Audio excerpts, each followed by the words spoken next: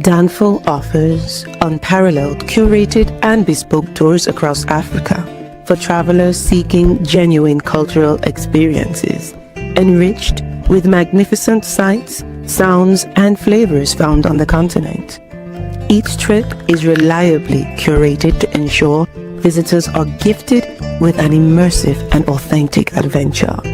Whether you find yourself strolling along the charming white sand beaches of Sierra Leone, feasting on the mouth-watering delicious foods in Senegal, observing or partaking in various aspects of the Isheshe traditional system Ifa native to Yoruba land, Nigeria, with Danful, you will rediscover a fulfilling sense of kinship to the true heart of the motherland, her communities. Our core values focus on integrity, quality, safety, and sustainability.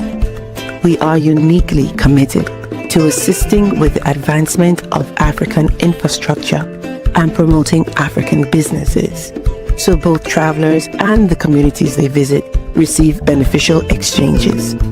At Danful, we understand the importance of connectivity, and we have created a model which provides bespoke experiences based on your passions or hobbies. With us, expect a long-lasting spiritual bond between you and your destinations. Live, love, Danful, Africa. To learn more, visit danful.africa.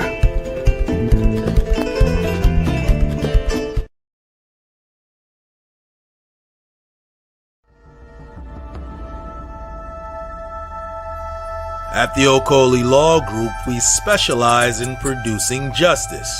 If you or a loved one in the Atlanta metro area is facing serious criminal charges, then you need serious legal representation. The Okoli Law Group is here for you. The Okoli Law Group is here for us. The Okoli Law Group, serious legal representation.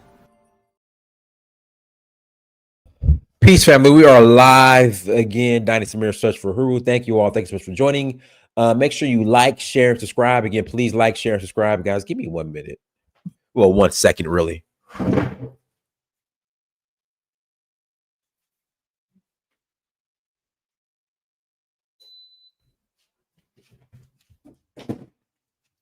Okay, sorry about that. I am back. Sorry about that. Guys, make sure you like, share, subscribe. Again, like, share, subscribe. Also, got a couple of announcements before we get started. Announcement number 1, we are rolling to Cape. Actually, we go to Sierra Leone in a couple of weeks. In a couple of weeks, we are heading to Sierra Leone. Looking forward to that. Cannot wait for our awesome trip to Sierra Leone. We leave on the 20th. We leave in 12 days. We are leaving in 12 days. Frank Zanu, he's from where's Frank Zanu from? Ivory Coast? No. Where is he from? Hey, where is he from? Is it Ivory Coast or Cameroon? Where's Frank Zanu from? But I agree. I would say this about Frank Zanu. I don't. So let me make myself clear. Benin. There we go. Benin. I do not agree with everything anyone says, but I'm not petty, because some people are so petty where they will whatchamacallit, just because they disagree with you on one thing, they want to cancel you. See, I'm not petty like that. So I do not agree with everything that Frank Zanu says, but I agree with a lot of what he says. A lot of what he says is on point. A lot of what Frank Zanu says is on point. So again, I don't agree with everything Frank Zanu says, but I agree with a lot of what he says. Not everything, but I agree with a lot of what Frank Zanu says. We need Frank Zanus. You know, as they say, steel sharpens steel, or iron sharpens iron. Is that the saying? So we need people like Frank Xander to come on and challenge people. I mean, it's just it's what it is. So I like Frank Xander. You know, in fact, I will love Frank. I'm gonna reach out to Frank Xander. I'll love to have him on the platform. I love to have host Frank Xander on In Search of a Huru. I would love to. I would love to. But guys, make sure you hit the like button. Also, make sure you share. Also, make sure you subscribe. We're going to Sierra Leone in a couple of weeks, and then we're also going to Cape Town. Right. So we're gonna hit up Cape Town March 25th through wrong site. March 25th through April 2nd, March 25th through April 2nd. We're going to Cape Town for the Jazz Festival. And, you know, we're going to go hiking. So, like, this is Lionheads Mountain. I hiked it last time I was there a couple weeks ago. When I was in Cape Town, I went up and down the mountain. So we're going to do some exploring, some hiking. We're going to do the Jazz Festival in Cape Town. And then we're also going to go to the most southern point of Africa. We're going to visit that as well. So we're going to have a great time in Cape Town. So if you're interested in joining us in Cape Town, please visit Danfo.Africa. Again, please visit Danfo.Africa. That's DANFO.Africa. Again, that's DANFO.Africa to learn more. Again, Cape Town for the Jazz Festival. That's March 25th to April 2nd. Then we're going to Senegal for the Jazz Festival. That's May 9th to the 18th. Then Nigeria in August for the Oshun Festival. That's August 9th to the 18th. Then we're rolling to, where else are we going? Then we're rolling to Zanzibar in September. And then we're doing Ghana and Ivory Coast in that's going to be in November. So visit Danfo.Africa to learn where we're all the locations and all the stops that we are making. Without further ado, let's jump into tonight's topic. So when this whole attempted coup went down yesterday, you know, I woke up yesterday morning, checked my notifications, and there was a coup. They're like a military coup in Benin Republic. And then a friend of mine texted me and said, yeah, Nigeria, they bombed them. And I said, what? I said, no. And I was like, well, you know, I was under the impression Nigeria sent surveillance planes over Benin Republic just to see what's going on. But he was like, nah, Nigeria bombed with the help of France certain strategic locations in Benin to stop the coup plotters. And I was like, no way. But it ended up being true. And I'm just thinking to myself, the how quickly Nigeria responded to this attempted coup. What's going on in northern Nigeria? You have people being kidnapped by the dozens in one WAP. You literally have terrorist groups, Boko Haram, and then I forgot the name of the other one.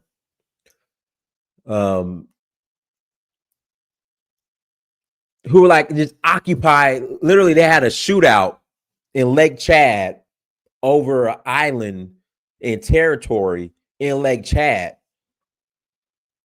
So if we can send special forces into Benin Republic, a sovereign country, and bomb a sovereign country,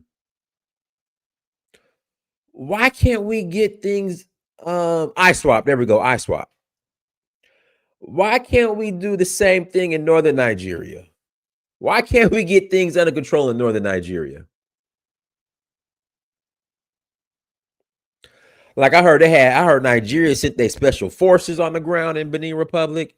They had their Air Force.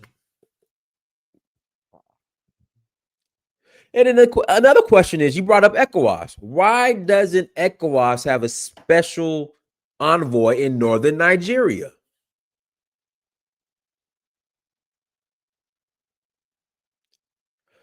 Why hasn't ECOWAS sent troops and put boots on? Because the argument is, from what I've been hearing, is that the Nigerian military and the police department and the police and security forces in general in Nigeria, they're outgunned by the terrorists. They're under in the Nigerian security forces just understaffed, undermanned. So why can't they send ECOWAS troops? You're right. Benin did request intervention, but what I'm saying is, why can't they send ECOWAS troops to northern Nigeria? But what happened in, okay, so at Benin requested for the intervention, sir. So what happened in Guinea Conakry?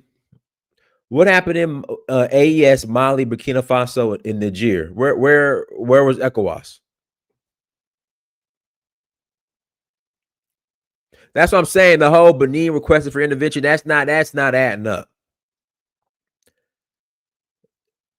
That's not adding up at all.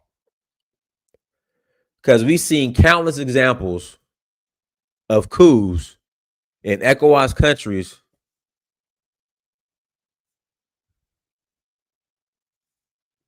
and ECOWAS not get involved.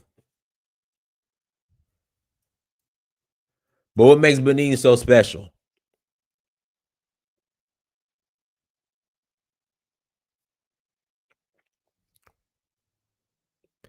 Especially where Nigeria is sending jets.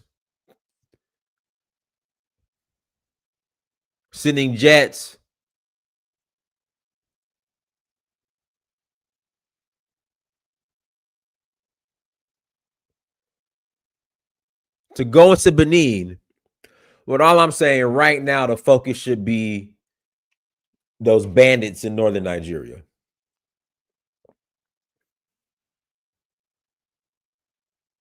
That's all I'm saying.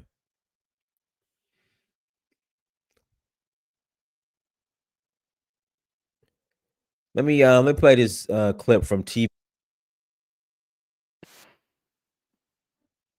But that's the point I'm making. Because they did it, they were in Benin fast. Africa is once again confronted with a familiar and unsettling reality. Another attempted coup, this time in the Republic of Benin. At dawn on Sunday, soldiers led by one Colonel Pascal Tigre stormed national TV, announced the suspension of all democratic institutions, and declared President Patrice Talon ousted. But for the first time in years, the script changed, and swiftly we saw Nigeria's armed forces acting under President Tinubu's orders and in line with ECOWAS protocols, crossed into Benin's airspace and territory, flushing out the coup plotters and restoring constitutional order within hours. Tonight, we're asking some critical questions. Why are coups resurging? Why mostly in French-speaking West Africa?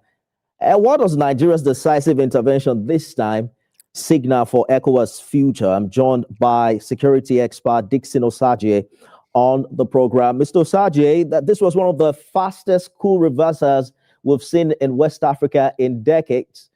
From a security standpoint, that's my point. This is the fastest coup reversal that we've ever seen.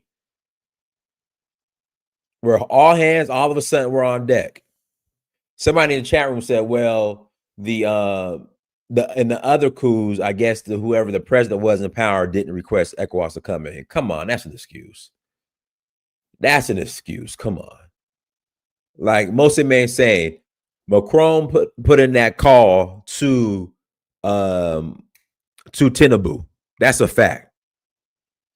And when Macron put in that Macron, whatever his name is, when you put in that call to Tinubu, all of a sudden guns were blazing quickly. Point. What does Nigeria's rapid deployment of fighter jets and ground forces tell us about Abuja's new posture toward regional stability? Fantastic, Nifemi. I'm even surprised that we have an effective response mechanism in place to respond to the coup plotters in Benin Republic. I'm still in shock that we have the capability and ability to respond this fast. But I think I want to congratulate the President of the Federal Republic of Nigeria. I was shocked too.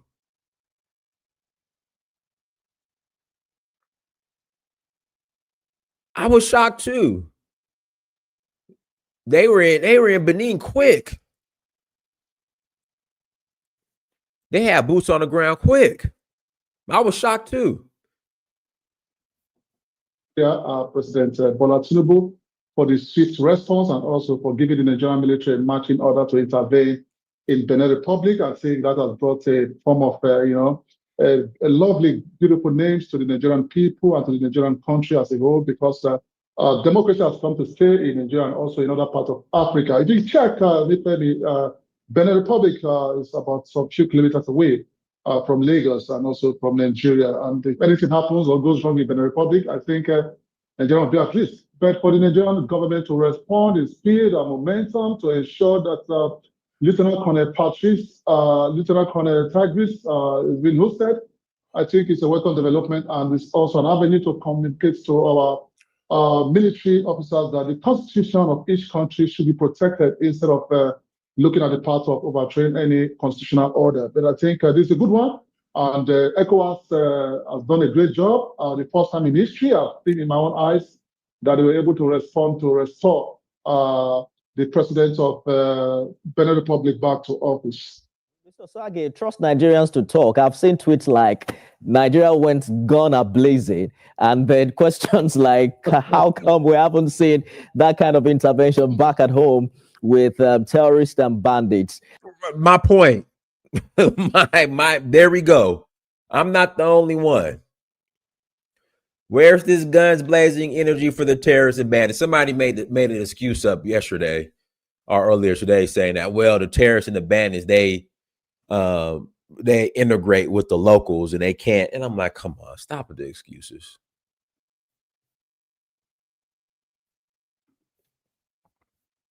How do you think both concepts connect? Do you think it's a fair assessment of our military infrastructure? For me, I don't think it's a fair assessment because I see it as, regime protection. It simply implies that we have more respect for regime protection than for terrorism and counter-terrorism. Because if we can respond this fast, around 350 guests, they are still missing. I think from the news I heard today, about 100 has been released. We should apply such methodology. So we're left with just 153 in Niger. 153, yes. So yes. Exactly. And I think we should apply such response measures in any given incident in Nigeria, not all about maybe just a coup d'etat and everybody's responding. No, let's also see the protection of life and property as a component in which our military and our policing system can respond. Because when it comes to response mechanism, we have the preventive measures, we have the proactive measures, and we have the reactive measures. Here, the coup d'etat actually took place, but I think those guys were not 100% successful. But the reactive measures from ECOWAS and from the Nigerian military is so amazing. I'm even in shock as we speak to now. So, the Nigerian military, such measures should be applied in protection of our national territories and also ensuring that our people move around without being intimidated by these criminal elements. The Nigerian military has proven again and again that they have the capability and capacity to go after any criminal element, because the act of those soldiers in Benin Republic is an act of crime. It's a criminal act, to say. So they went after those criminals and they roasted those criminals out. Let's turn back to our country, Nigeria, and also apply such response measures in the area of crime prevention and also in the area of, curtailing with crime in progress and also flushing out these terrorists and criminal elements bedeviling the territorial space of Nigeria. The Nigerian military has, confirmed to the international community and to the world that they have the capability to respond. So let's carry on this response mechanism and ensure is being applied in any given situation, not just for a case of maybe restoring constitutional order or restoring democracy. Well, it sounds like all aspects of life. Yeah. Yes, it sounds like capacity is not the challenge. That has to do with the willpower. Now that we have a minister of defense who has just been chief of defense staff, we're really looking forward to see how that changes dramatically. But ECOWAS has been criticized, as you are aware, for being slow, being inconsistent, or even politically selective. Do you think this swift response, as we've seen in Benin, restore some kind of confidence in the ability of the regional bloc to defend democracy, or is it one-off because of their proximity to Nigeria? I used to feel like I was playing cat and mouse with my clients, always chasing them for payments, but now I get paid with. I don't think it's because of the proximity to Nigeria. I think the president of Nigeria, President Bola, played a very big role, because if he had not given the Nigerian military that marching order, I don't think this would have been successful. I don't think I think by now the president of the Republic would have been to his home. It's way home, but I think it's not about inability to respond, but I think sometimes we lack the political will. Now, what ECOWAS has done has rebuilt confidence of the African people, and also I tell you, more countries that have not been registered in ECOWAS will want to come into ECOWAS, because when you have a regional bloc like ECOWAS, you should have some form of safety and security. And what they have done now is that they've granted security to the people of Benin Republic, that being a member of ECOWAS, this is part of the benefit. And ECOWAS have once again comes to the limelight and also introduced this methodology to the world that, hey, any country that is being overpowered by military power, group of countries can respond and also root out those military power. And I see that as a welcome development, Nifemi. Let's move on with democracy in our given environment, and also ensure, while we democratize our people and our country or other parts of the continent, while we practice democracy, we must allow leadership to prevail. Good leadership should prevail. Accountability should prevail, and also the will of the people should also prevail. If we have all this in place, and I tell you that democracy is going to be a very beautiful thing, because I tell you, as we speak, a lot of people are complaining about democracy. I've seen on various block people calling for military takeover, which is wrong. The military takeover will never be and can never be upheld to Nigeria. Democracy is the way to go, but let's have good leaders that will lead our country aright and ensure that we all enjoy the terminology called democracy, and the people will be happy that they are being governed from the east, west, and north with the care of God.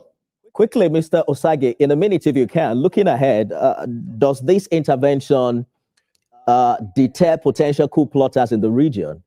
Or does it, because the other option is that it also risks pulling Nigeria into deeper regional security entanglements, especially with juntas now forming alliances against ECOWAS? Well, I don't think it's going to put us in a state of mess. If you want to go that route, what I actually believe is that it's all about unity of purpose. We have a lot of countries that are members of ECOWAS. So if you have these countries come on board to respond to any coup d'etat within the African region, because if there's a coup in any given country within the African region, it's a threat to the next neighboring state as well, country as well. It's a threat to the next neighboring country. So let's try and see how we flush out this coup d'etat, this guys on uniform that wants to rule by. Somebody asked, what's the purpose of the coup d'etat? They're having elections. So the current president, pretty much the whatever party the current president, Talon, whatever party he's a member of, in Benin, he pretty much handpicked a successor. So it's going to be Talon for the most part, still ruling indirectly. So that's the problem. And also too, the coup plotters, they gave a list of demands or reasons on why they attempted the coup. So, but you guys know I go to Benin like once or twice a year. It's always been a pretty stable country. Now you do have some issues in the north. I think they're bordered by Burkina Faso or Niger in the north. I think it's Burkina Faso or maybe even both at the north. But Benin is pretty much it's pretty much a stable country. It's quiet. Like it's completely night and day from Nigeria. because I mean, you guys know I travel between Benin and Nigeria by road, either through Semi border, which brings you to Badagry, or I'll go by Porto Novo, which brings you into Ogun State. Like I travel by road like twice a year from Benin Republic in Nigeria, and it's night and day. And Benin is quiet, so that's why this was kind of a shock to me. But Wilfred, or Fran Wilford, if he's watching this, he has predicted every single coup that's gonna take place in West Africa, and he said Benin, and he's saying Togo is next. But yeah, but what happens, you know, a lot of times is the current leader, they handpick their successor. So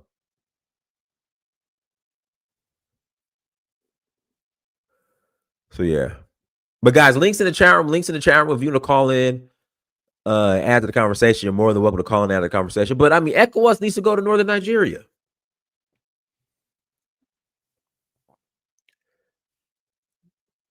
ECOWAS needs to go into northern Nigeria.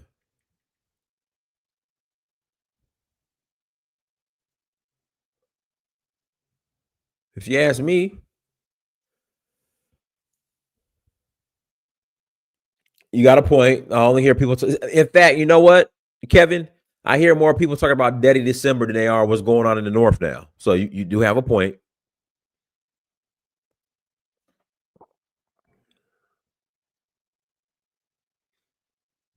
You do have a point there. I agree. You know, people, you know, they move on quickly. But guys, links in the chat room. If you want to call in and add to the conversation, you're more than welcome to call and add to the conversation. But my friend texted me yesterday morning and told me that Nigeria has boots on the ground and is bombing Benin to stop the coup plotters. I didn't believe him. I said, you're lying. I said, no way. He was like, yes way. Then the information came out, because then I read that they had put planes in the air and flew into Benin's airspace. So I was thinking, okay, they probably just have surveillance planes. But no, when he said that they were dropping bombs, and it was confirmed that they had targeted the coup plotters' headquarters, I was like, wow, okay, they did that for real. But then the question becomes, why aren't they acting this decisive and quickly in the north? When as you hear what the guy said, over 300 people, girls were kidnapped, and only 153 have been returned. As if they don't know where the girls are at. With powers, and also ensure that we respond with speed and momentum to make West Africa, a better place in order for us to practice effective and beautiful democracy system of governance. Security expert Dixon Osage, thank you so much for talking to us on the program this evening. Yes, congratulations to Nigeria. Great response. Thank you for joining us. And not only that, they had an initiative, Nigeria did, where if you were a repentant terrorist, you could reintegrate into the Nigerian military.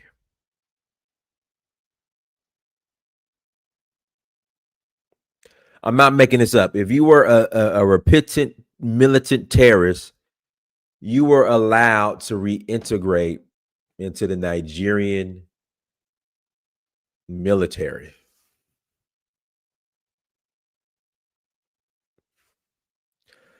So just some stuff doesn't. I love Nigeria, absolutely love Nigeria, but some stuff just doesn't. Some stuff doesn't add up. Oh yeah, Nigerian military is definitely infiltrated, because we saw that with the. That's a lie. The guy who made the comment was saying, "No, I read an article the other day." Hold on, let me pull this article up. Hold on.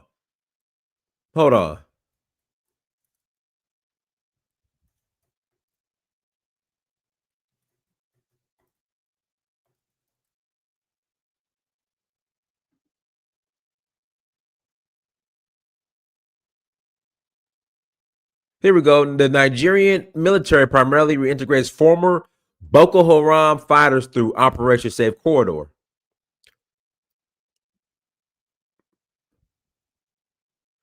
Operation Safe Corridor, a major initiative to rehabilitate surrendered Boko Haram ISWAP members.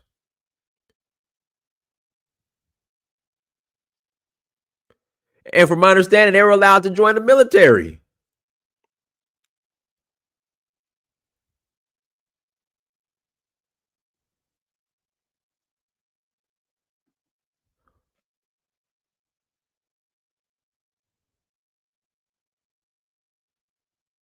This is crazy.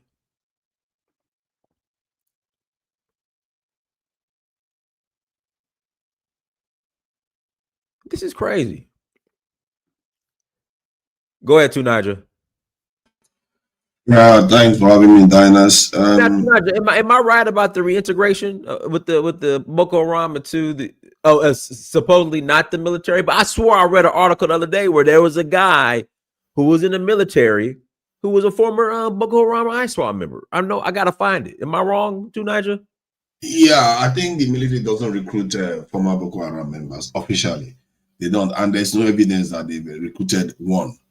However, there is a rumor going around about people saying such things, and I find that very disturbing because you can't imagine soldiers that have lost people, friends, colleagues, and comrades to Boko Haram fighters, and then you have them recruited into the military. The military will mutiny immediately. And people don't think far when they say these things. And in a way, it's a kind of psyop where people just spread lies everywhere.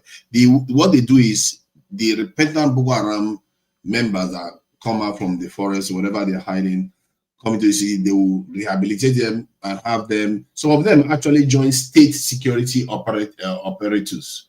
So, okay, so it's not it's not the Nigerian military, it's state security. No, not the Nigerian military. No, not at all.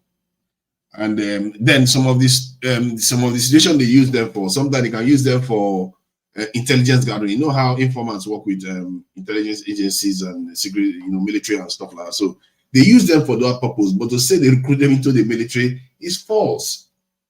The Nigerian military has spoke on it multiple times. Can you imagine if the Nigerian military says we've never recruited a Boko Haram member, then somebody goes and brings them out the next day? It will be very, very embarrassing for that security officer, because this is life and death situation we're talking about here, and we are talking about soldiers here. So, and I don't think that is true. And as a matter of fact, I was talking to a Nigerian recently, and the Nigerians made that same comment. I said, "Why do you spread these lies? It's really horrible. You are just trying to demoralize people so that when the Nigerian government wants to recruit into the security forces, they'll say the security force is full of Boko Haram members." So, in other words, the only solution we have to the problem, you are telling us not that they are recruiting Boko Haram into those into the military. For me, that is just misinformation going on there. Fake news, according to Trump. That's what Trump calls it. So, in terms of the coup in the Benin Republic, as you can see, our military, our leaders, they are not governing for us. What they are basically doing is governing for the people that they serve. And this is why you see how rapidly President Tinubu intervened in Benin Republic to remove the coup. This is not the first time Nigeria has done this. We've done this in Sierra Leone. I think we've also done it in Guinea. Like we have boots on the ground in Liberia as well, Ecomoc and Sierra Leone during the civil wars. Yeah, we do that quite a lot. We intervene. And funny enough, the only thing Nigerian military can also seem to do is sign a defense pact with their fellow West African countries. You see how weird they are? They are capable of intervening militarily to protect foreign interests. But when it comes to defending their own people, they don't do that. The Sahel nations are the only African group that form a military alliance, while West Africa hasn't. They all know the right thing to do. Our presidents know that our military is undermined. Our security forces are nowhere to be seen. But they pretend as if they don't know, because clearly when Trump threatened Nigeria, this is one of the things I like about Trump, because the guy doesn't care about sophisticated, making nations underdeveloped. He just cares about getting all of them out of this country, like the way he was lambasting the Somalis recently. He just wants them out of his country, out of his sight. Whatever you do in your country is your business, as long as you're not attacking America. So what he's doing is that he's forced the Nigerian government to change their posture a little bit. Because of the Nigerian government wants to recruit 50,000 into the Nigerian police, wants to recruit 20,000 into the military, which is not enough. But that's the first time for a very long time that our Nigerian military has tried to increase the numbers. It tells you that there is something suppressing them. Why they are not trying to defend us. That's why our country is not secure. Diners, can you believe that people are telling Nigerian military, where it is 1 soldier to 1,000 civilians, that they can be able to defeat Boko Haram? When we know 2013 here, there was a terrorist attack in Israel. Israel went to that terrorist territory. The terrorists have been fenced around completely. The terrorists cannot escape. They bombed the terrorists with equivalent of 6 Hiroshima-sized explosives for 2 years, and the terrorists is still standing. And then somehow you think your Nigerian soldiers, without technology, without anything, can be able to defeat terrorist groups that even America confessed that they are funding? Come on, man. The whole thing is a mess in Africa right now. I don't even know where to start from. The chaos that you see in that environment. That's why you're seeing coups left and right, and people just spew out fake news. Nobody is holding on to facts anymore. It's very, very depressing. Some of the stuff I see. Even these coup plotters, they look ragtag. They were not even like very, very serious people from what I gather. They went into the radio station and yes. They seem to have gathered themselves in one place. How can you plan a big coup? I didn't even take the president that you're supposed to looking to dethrone. The president is free, and you know you are next door to Nigeria. Nigeria is just going to come and intervene. Because the Nigerian, Nigerian leaders, they truly believe in democracy, you know. This is not a joke. They truly believe that is the way to go. That is the thing. So they would intervene. They don't, I'm not even sure they even need the Macron to even encourage them. They really believe. I saw the former president Jonathan, Goodluck Jonathan, when he returned from Guinea-Bissau, the statement he made. If you had him, you can see that guy has conviction. He believes the democracy is a good thing, and they have to maintain it. And that's why they are doing what they are doing. So that's a good question. Why didn't ECOWAS go into Guinea-Bissau? It's funny, isn't it? Because what happens is, that's a very good question, actually. Because that Guinea-Bissau, they know it was a fake coup. But the coup put a military officer in office that represent a continuation of the current paradigm. In other words, the former president, his time was up. The opposition leader probably won the election, but to carry on with the former president's agenda, the former president just hand over to the military that he already knows. So in other words, it's the same government that is in office, the same kind of regime that is in office. Maybe that's why you don't see the French and others who condemning the Guinea-Bissau coup as much, or Nigeria not even intervening. Because the person that won is the person that they actually did coup against. When the Nigerian Goodluck Jonathan came back and said there's no coup, it's fake. No, there is coup because somebody won the election and they didn't hand over to him. That is the coup. This is the name of the game. When the person that wins the coup is for the West and Western interest is okay. But if it's not, they'll look for a way to remove that regime in West Africa, apart from the Sahel nation that they couldn't do. Let me pass the mic to Awale. Go ahead, Awale. Unmute yourself, Awale. Okay. Good evening. Good evening. Greetings here. My opinion, I think the Nigerian government did the right thing to stop that coup for some reason, not because anyone called. Why? Those guys were allowed to be in power, there will be a counter coup, and that was going to destabilize Benin. And this is a country that is our neighbor and is close to one of our capital hubs of our economy. Now, Benin is facing their own version of ISWAP and Boko Haram in the north. The north. Yes. So, and some months back, we saw how they dislodged the Beninese military and took several weapons and used some weapons to attack northern Nigeria. So the government did the right thing to stabilize the government and deter others. But we didn't see that happen in Guinea-Bissau. They are very far from our place. It's not economically viable for us to do so. But Benin Republic is very economically viable because that was going to destroy a lot of things for us. Okay. Understood. But to Niger, and guys, again, let me allegedly, I forgot to put the word allegedly. You have some bandits who got their way, snuck into the Nigerian military. Allegedly, that's what we heard. but they still have this reintegration program to Niger for for Boko Haram. This is crazy. What are you going to do? That was debunked. That was debunked. No, not into the actual military, but it's Operation Safe Corridor. No, let me pull you through because that's one of my area of specialty. Those guys were not integrated back into the security. No, they put them where they undergo a rehabilitation program, and when they are done, they return them back to where they picked their villages. Or then they put the Secret Service, DSS, to keep watch on those guys. Then those guys, JTF, civilian joint task force, are those victims of those communities. Those people attacked and destroyed that joined the military. They know the routes, they know the terrain. Because why it's very difficult for the military to win is because we are fighting asymmetric warfare. If fighting asymmetric warfare, you don't know who is who. If civilian might be working, and next thing you start attacking people because he's armed. So it's very difficult to win that kind of war. Okay, but let me ask you this: so the way the Nigerian military was to quickly respond to this Benin coup, you had this Nigerian general that was just killed a couple weeks ago. And his coordinates and everything were found out. He was killed by ISWAP or Boko Haram.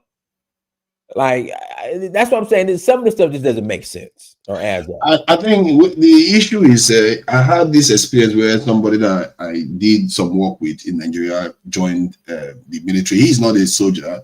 He just went to do some work with them as like a consultant. And they go from military base, go for patrol, they return back. Then one day when they went out, they were ambushed and they all scattered. You see, that's the thing the Nigerian military does. Because they don't have the firepower to fight the bandits, they will scatter into the bush and at night running every direction. So some of them will radio back that they've escaped and everything. But by the time the people come back the next morning to come and try to find them, they're all dead because the bandits, they know what they are doing. They will scatter them and then they will go hunting them one by one and killing them. But in Nigeria, because I know about this, because I know somebody that died like that, I can understand the scenario that happened to that general. But the Nigerian people, they carried, oh no, somebody betrayed him. They radioed his location to him. Jesus Christ, how can they do that? This is why sometimes there's a lot of misinformation going on out there, and I can't even bat all of them away because there are so many. They will say they recruit Boko Haram into the military. They will say the soldiers were betrayed. No, because you don't know what is going on the ground. That's why it's happening. If I hadn't had that experience, maybe I would have believed the story too. I know of this person, the circumstances at which he died. He wasn't a military person, he was just a technical person that they were using. And they ambushed them on their way back from wherever they went to. And this is the result. The next morning they went there, he's dead. Young man, they buried him just 2 years ago. The same scenario. So the problem with our military is that, and the reason why it's easier to deal with a coup plotter versus bandits, because the coup plotters, they have an address, and they need to have an address to be able to rule. They have an address. Exactly. Oh, but bandits don't have an address. They can run into the bushes, hide anywhere. This is the problem.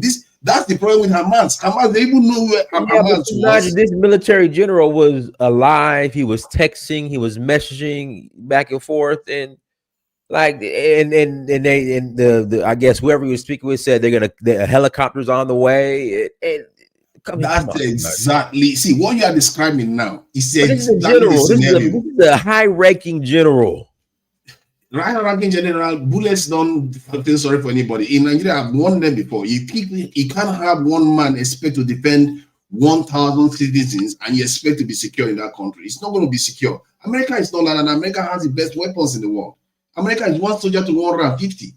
And we have 250, almost 250 million population there. They refuse to recruit in the military. Why would they recruit when there is this misinformation everywhere saying the military is recruiting Boko Haram?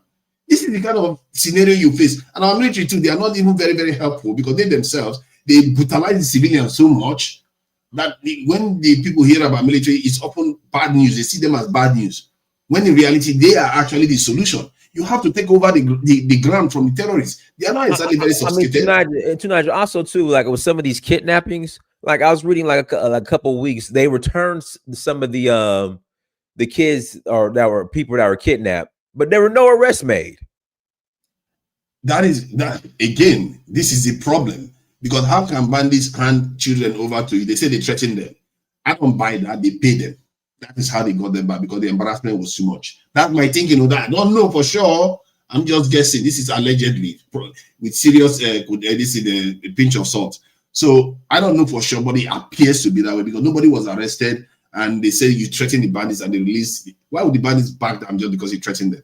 They will just move the children or even escape if they need to escape, and take the ones that they can take away with them. And they marry these children, so the children are valuable to them. So they will not just release them for free. So for me, in my own opinion, I just think that somehow they paid them and the bandits released the children because it was embarrassing the government very, very seriously. And then this is our people, isn't it? Our people always wait for something to go wrong. But there were no arrests made, Tunaj. There was no arrests made. But why would you arrest somebody that you are paid?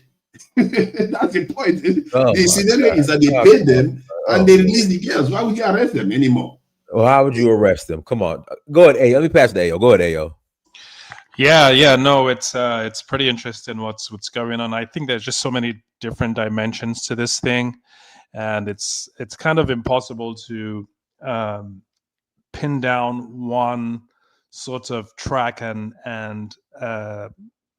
kind of suggest that that's the reason everything's happening.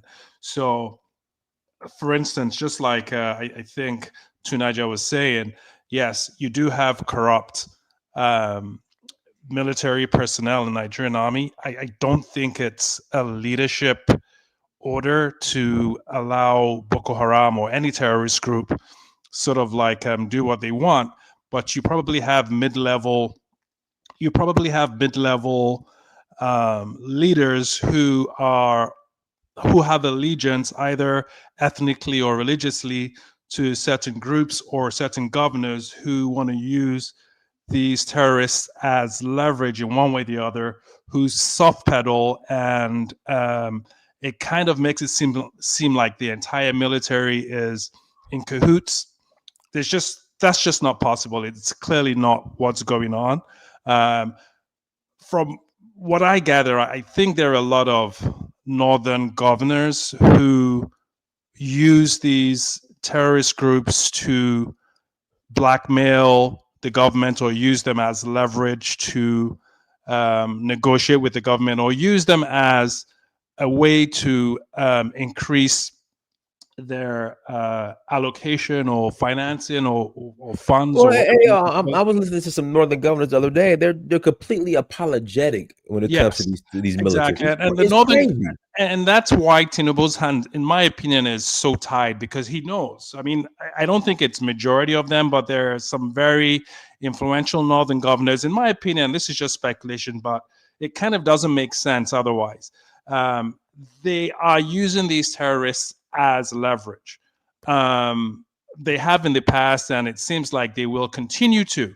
I think with Trump putting pressure on the Nigerian government, the Tinubu administration can no longer just fold its arms, because they obviously know what's going on, but they're just like, I don't know if there's an agreement. Well, you keep that shit in the north, you bring it to the south, we're not going to have a choice. It almost seems like that's what the agreement is. I don't know. But with the Trump administration putting pressure on the Nigerian government, I think they're going to have to act. It just seems like these northern governors, or just northern elites in general, are a little too apologetic, too cuddly with these terrorists. I mean, like I was listening to one governor. He was like, "Oh, they don't have jobs. They don't have jobs." So I'm just like, "What? Blast them! They got to kidnap 300 children from school. Blast them to kingdom come." I think there needs to be a sufficient deterrent by the Nigerian government. So yes, it's really a political problem, and you're not going to solve it completely with kinetics or military might. But you can use that as a deterrent, where just the average poor kid on the road in the north doesn't find it attractive when he sees, people who may have joined these terrorist groups being blown away left and right, it just won't be as attractive to them. There needs to be some element of that.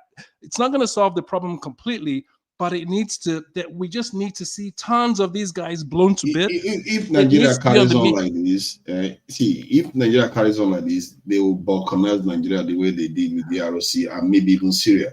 Because you can't let terrorist groups keep festering and getting stronger and knowing the ways to undermine the country, right, because the country military refuses to do what needs to be done. But yeah, exactly. But the thing is, I think even these terrorists know that, and their commanders or their sponsors up north, who are probably part of the northern elite, they know if these guys really come to the south and they start doing that crap that they're doing up north, the country will balkanize, because I just don't see any. You don't even have to be a major ethnic group in the South to put up with it. All you just need to do is just round up, I don't know, a couple of thousand military age guys, get weapons to them somehow, and pretty much that's just how wars break out. And they know where these guys are in their forests. They know the terrain better than these terrorists do. They're not going to wait for them to just come and keep on attacking them. And that's why, they'll come down to the South. They'll kidnap a couple of people, run away. They'll do little things here and there, but it's not a sustained sort of like a problem like it is in the North. Ayo, I gotta pass the kid over. Ayo, like last week, like there were real estate agents, like 7 of them that were kidnapped in Ogun. Right. Like just showing on property. It's crazy. Go ahead, Kidola. Unmute yourself, Kidola. Thank you, Dad. Yeah, thank you, Dad. It seems like Tinubu have fallen into France's hand. I think most of you here might be very young. The Nigerian army will never be used or against any African country, right from immemorial. Guys, okay, sorry. I just have to correct you there. I'm sorry. I don't mean to interrupt you. So Tinubu was under pressure to invade Niger when there was a coup there. He didn't. Yes. Okay. Yes. Hold on. He could not do it because the Northerners will fight against Nigeria. The Northerners will fight against the Nigerian army in Niger. Exactly. That's what he could not do. He could not do it. Exactly. So you've pretty much proven the same. You've pretty much proven your own point that he can say no if he really wants to. He can say no. But the reality is, I think there's a big difference. The Niger one had the president. Hold on, my brother. Their president. Look. That's why I say most of you might be very young. The Northerners are in the Niger. Majority of the Nigerian soldiers are in the north. They are the Northerners. The Nigerian army. If you send Nigerian army to Niger, Northerners is just. Let me hear Kidola. Let me hear. Man, this guy. I know when the Nigerian army, when France were spoiling the Francophone against Nigeria, that they should be very wary about Nigeria as a country or as a power. What he just did right now, he fall into France's hand. France is not Nigeria's friend. Going to bomb Benin Republic, you can think of all it's good now, but it's actually not really good. The Francophone have always had suspicion about us. We're large in terms of population, and we kind of like they have the strongest army there. But you see, you can start something. How can you finish it? You understand? That man, the so-called man there, he ain't good for nothing. It's as bad as these other African leaders also. That's why people want to take him out. Can I interject real quick? I just want to so bro, hold on, man. You got your time, bro. Let me just finish. Abacha refused to went into anything. If Liberia didn't need that strong help at that time, then they just have to go because he doesn't want the Americans to come over there. Then you have to prove, okay, let's do this. But it's just a coup. This is just even a civil war. People wanted to force him to Niger. I think with the Northern elite, and the Northern warned him, don't try it. Because if he would have gone to Niger, who's going to say that? The Igbos and the Yorubas. And this outside, they will pick them out one by one. You have to study Niger, Chad, are kind of like Sokoto, Zafara, Castina, Kano. They all kind of are related. They all have grandfathers, each of them, the same tribe. Okay. They warn him, don't do it. If you do it, that will be your end of being in this as president of this country. Okay. That's what it didn't go there. But with the Benin Republic or whatever there, it's close to some of this Yoruba land there. Some of this is did, maybe they picked from Lagos. That's when they went to bomb those territory. I think it made a mistake. The Nigerian Senate would have approved it if it's a threat under Nigeria on Nigeria. But going to bomb a brotherly country on their own internal rambling, that's very, very wrong. Nigeria have fallen into the trap of France. France have finally used Nigeria against a brotherly nation. That's just true, my brother. Let me stop here. Okay. All right, hey, let me pass it to Festus, then I'll pass it back to you. Go ahead, Festus.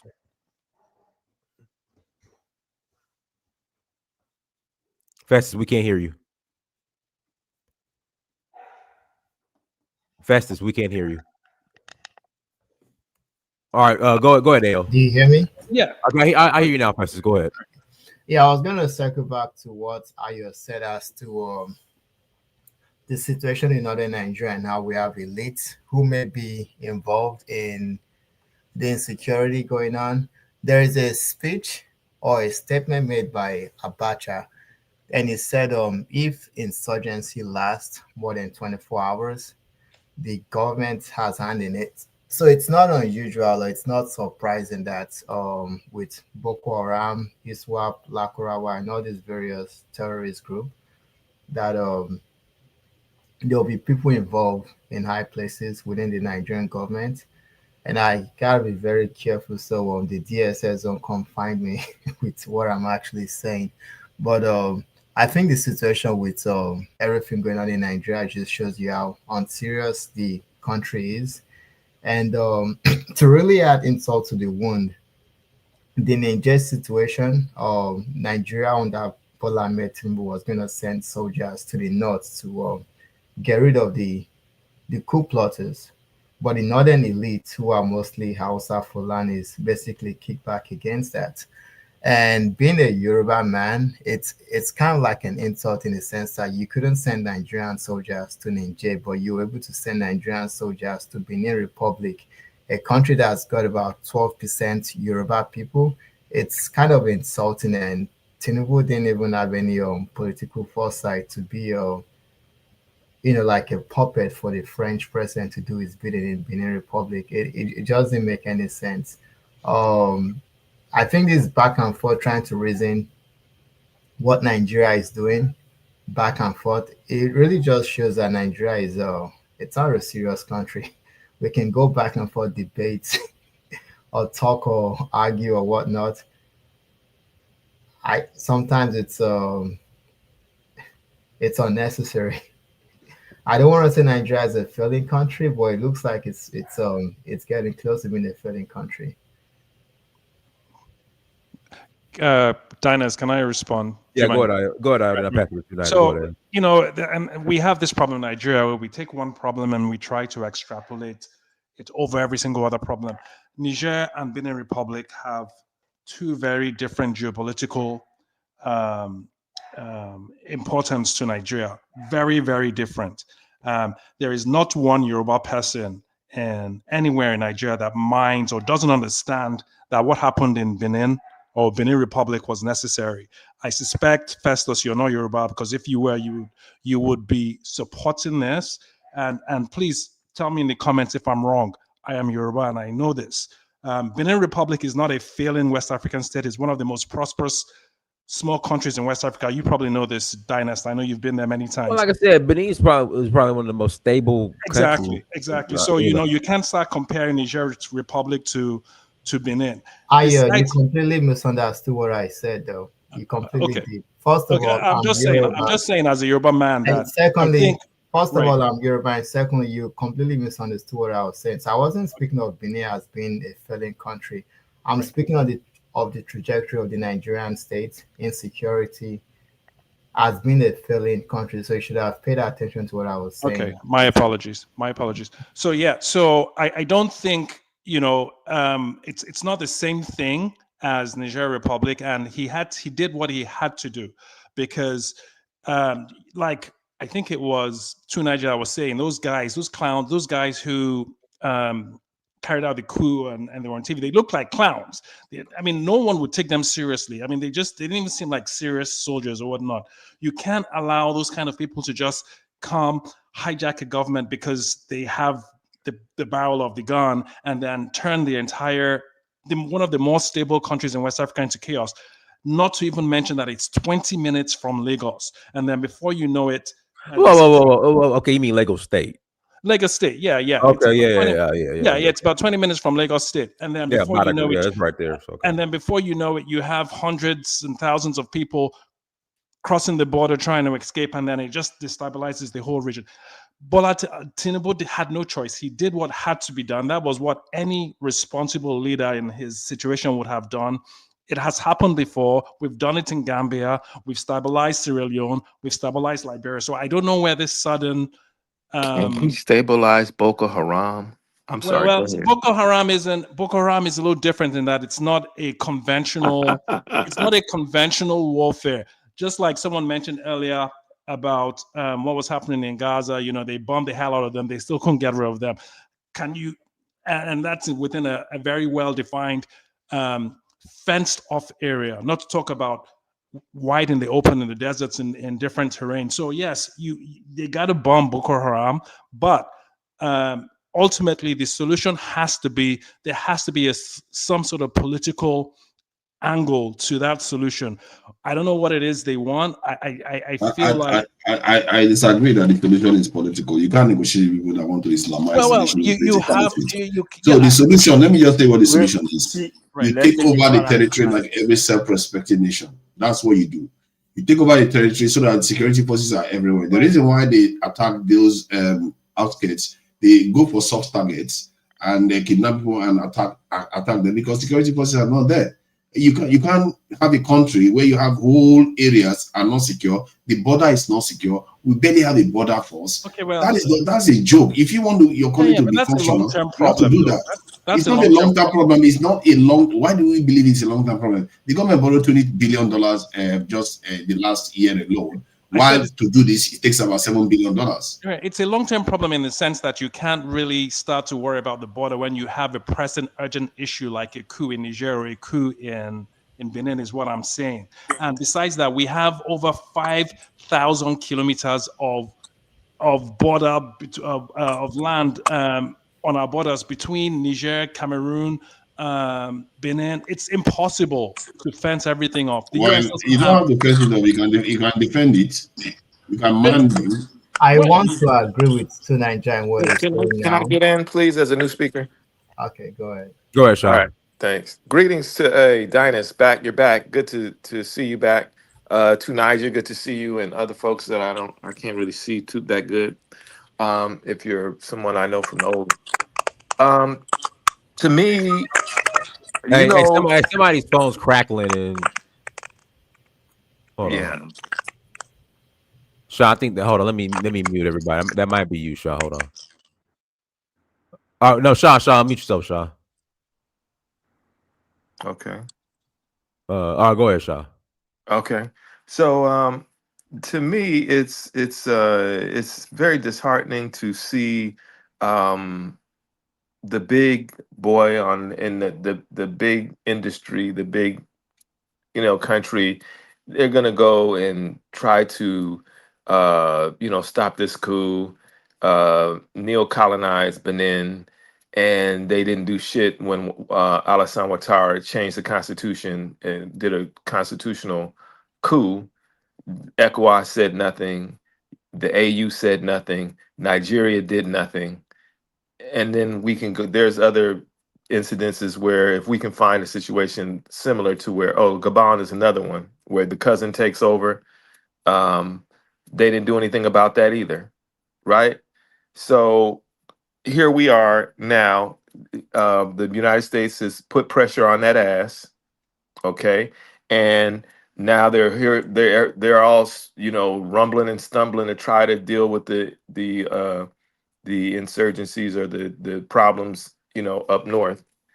It's a joke. It's sad and it's sick and it's in the way of Africa trying to gather itself and take it to the next, get itself together before they, once again throw us back into fucking slavery or recolonizing Africa. It's all over. It's just on the wall. It's on the writings on the wall. All this movements, that's all this shit that's going on. In the last 4 years, we've seen all these countries coming in to make deals and do all of this stuff. And now you see what's going on now. It's just sad that we're just so complicit and so I see Tinubu with Macron and it just looks bad. That's bad optics. He's such a fucking I'm just disgusted, y'all. I can't even get the words out really, to tell you the truth. And even if this little hokey coup thing that happened, I was hoping that it would be a good coup, like the right kind of coup, you know? This is just ridiculous, man. I don't understand how people think coups. I don't know how old you are, or if you're even Nigerian, or if you ever lived in Nigeria during the time of. You guys always talk about the military situation that y'all had, and if you ever lived in a military coup thing, you wouldn't want a coup. No, it's question. That's what y'all say all the time. Have I you? don't know. I've never lived in a coup, but I tell you what, let me tell you what fucking France have been doing for fucking 60, 70, 80 years. And it ain't been a coup. What the United States has been doing, what Belgium has been doing, it's not a coup. It's some neo-colonized bullshit, and y'all not trying to get from under it with a Tinubu in office. And even with Shaqiri and all these other folks that did the coup, they wasn't doing shit either. You can bring it down a notch. It's fine. Okay, all right. So I'm sorry, I'm emotional though. But the Ajakuta thing, that steel company that they put in and got all that money from Russia, they built the damn steel company and then didn't enact the steel company because who is in the Panama Papers, who the Bushes, the Halliburton, all of these folks and ones we don't know told them you better not open that steel company up. That's 1978. So we're looking from 1978 all the way till today, and probably before then. You have complicity, you have oligarchs, you have these motherfuckers taking all the money, and the people in Nigeria not progressing like it should have progressed. It's sad. And then you talk about a coup. You've never lived in a coup, yet and still you got ECOWAS, where it's supposed to be building the regional economy, ain't doing shit because it's been compromised by France, no doubt, because they have their they want to keep their money in the reserves over the country's money's in their reserve and keep that CFA going. And what is France getting from Benin? We know what they were getting from Niger.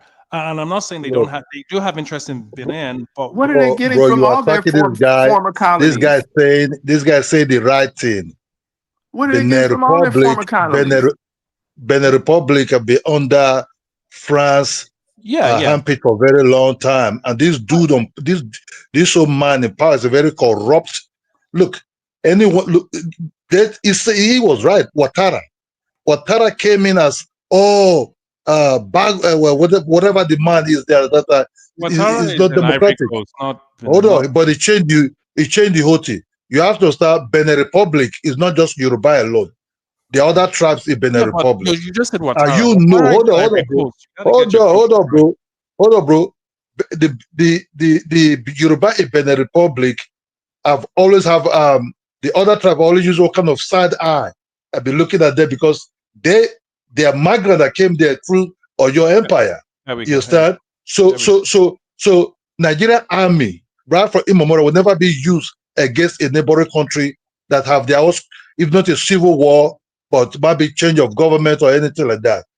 During the Nigerian military regime, they have never used a military force against a neighboring country like that.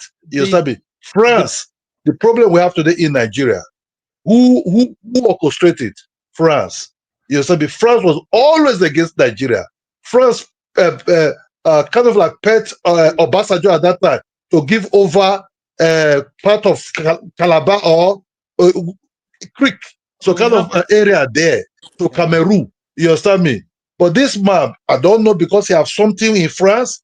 Look, this is not just an easy game. This is a puppet game to hide something. It's not that they were doing it under the love of this thing. Can I So, speak? bro, hold on. So what I'm trying to say is, go ahead, Kidola. You got another minute. I got to pass the Nigerian first. okay. So this is not to show flares. When Donald Trump threatened Nigeria, we said, we're a Soviet country, Now you want to bomb another Soviet country. That's going to be a problem. And you just wait for the result after some few months. Go ahead, Nigerian first. See, you guys sometimes talk as if you didn't go to school at all. The president duly elected in that country, he has his neighbor for help, and the president in Nigeria offered that help. You don't have to lie. Hold on. Let me land. It's my show. But I read somewhere where Tinubu said he acted on his own accordance. A quote by him. No. The president asked for help. Okay, go ahead. He did. The president asked for help, and Nigeria government offered that help. So it was not like Nigeria invade Benin Republic. That's not the case.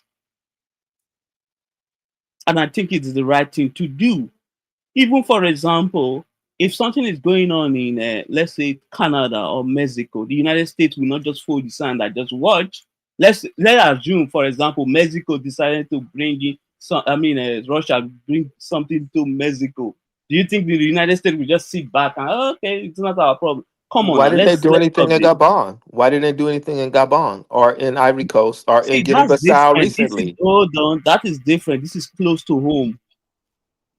Gabon's not close to home? No, it's not.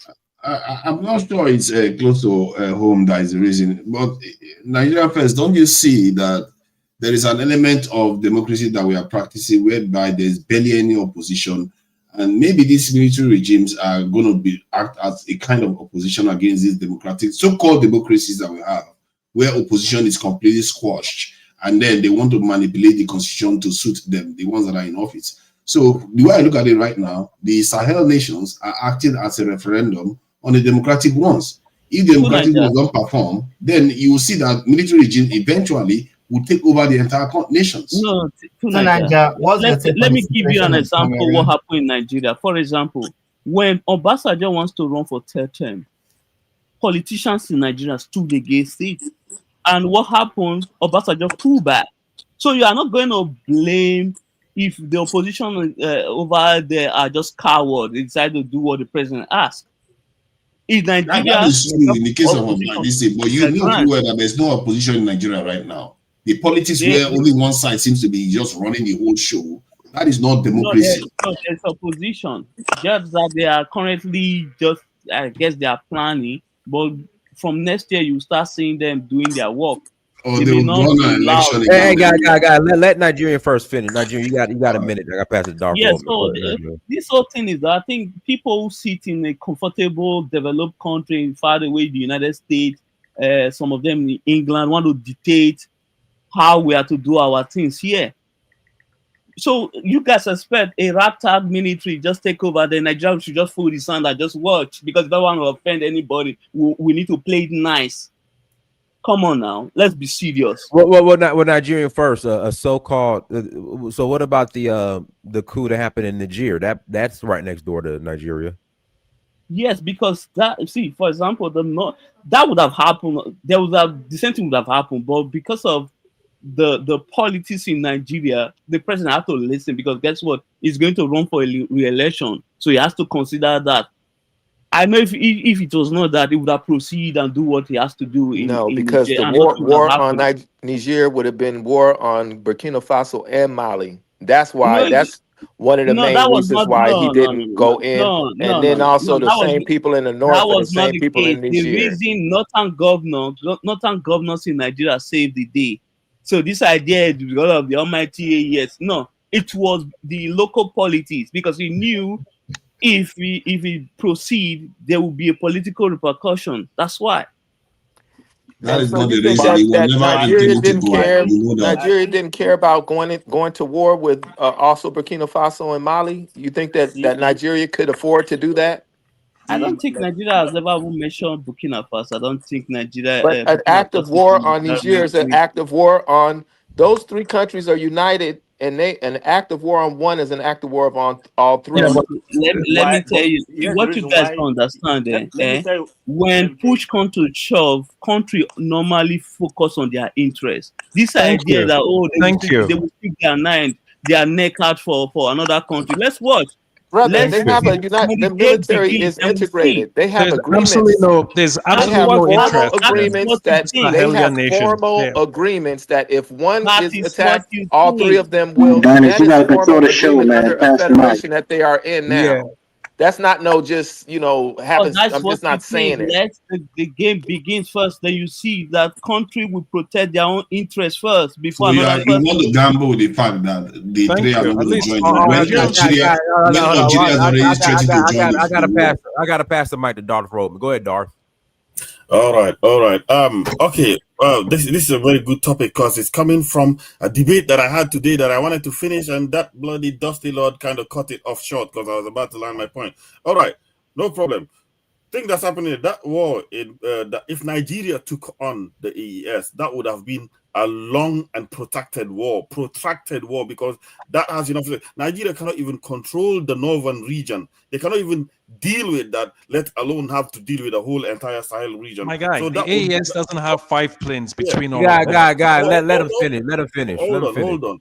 So Nigeria having to be engaged in that protracted war with the Sahel, it will not have worked for Nigeria. And as well, Benin is a small state that they can deal with. What I'm perceiving happening right now is there are different types of coups happening. There's military coups that's happening, which I kind of deem to be like an immune system response to what's happening. And then you have a kind of a coup that's happening by democratic coups that's happening. So that's what's happening in Africa at the moment. This is not good. It goes into the question that I was asking today in my debate today, like in my debate on Kaiser's channel, right? Which states are more likely to be more susceptible to corruption is a very deep question. Either microstates or large super states. Which ones are more likely to be susceptible to corruption? Smaller states or big states? Because if that's the case, we can see with Niger, with all these other states, the smaller states, to me, it says they are more likely to be susceptible to corruption, like Benin and all that stuff.